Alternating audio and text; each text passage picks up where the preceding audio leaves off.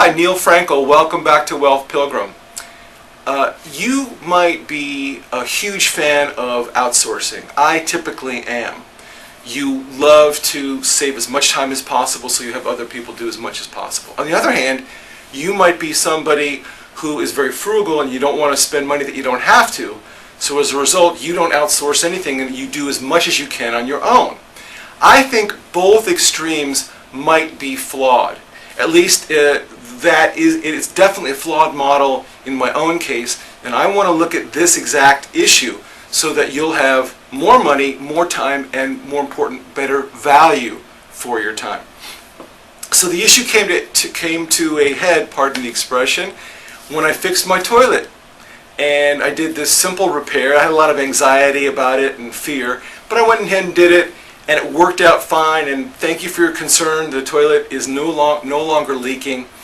But I looked at my process in deciding whether or not I wanted to call in a plumber or do it myself, and that process led me to this thinking about outsourcing.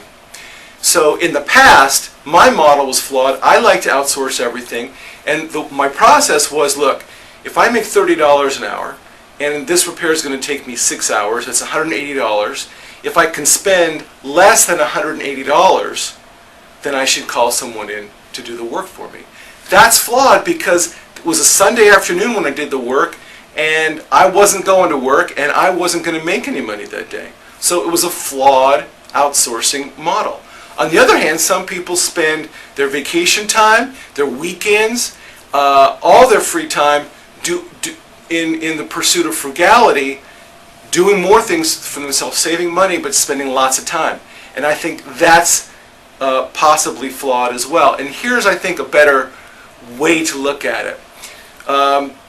Three-step process. As you know, I love processes. Number one, look at the economics of it.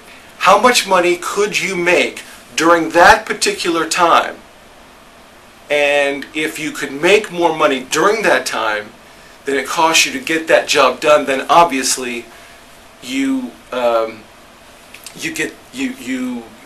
outsource that work.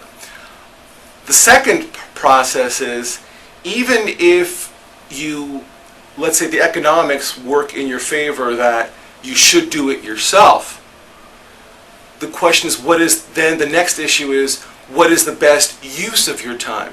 For example, if it cost me $100 to get that work done, but I could spend 3 hours with my kids, or 4 or 5 or 6 hours with my kids, as a result of not doing that and doing something fun and unique, and that's the only time frame that I could do it in, then it would probably make sense, even though the economics of it don't work, the emotional economics of it do work, I should outsource it and spend the time with my kids. So you look at it from an economic standpoint first. Number two, from an emotional economics, okay, the best value of the time spent, and I think then it's a better decision. Again, getting back to my toilet repair over the weekend, I couldn't work and all my family was gone. So I had basically nothing going on. So it was a good use of my time. And by the way, it was helpful because in the future then it'll be easier for me to do more repairs. So again, just in summary, look, when you make the decision about outsourcing something, number one, look at that particular time, not generically, but that particular time slot. What are all the alternatives? Economically first, could you make more money than it would cost you to repair it? If not, then look at the emotional economics of it. Could you use that time and no other time in a very unique way that will give you more value than the cost of it? And again, this may be something that you've been doing all your life, but it's a brand new idea for me because I was a huge fan of outsourcing whenever possible. And I'm gonna, as soon as I'm done recording this, I'm going down to the hardware store and I'm gonna get my carpenter's belt and get to do some more work when my kids and my wife are out of town. Thanks.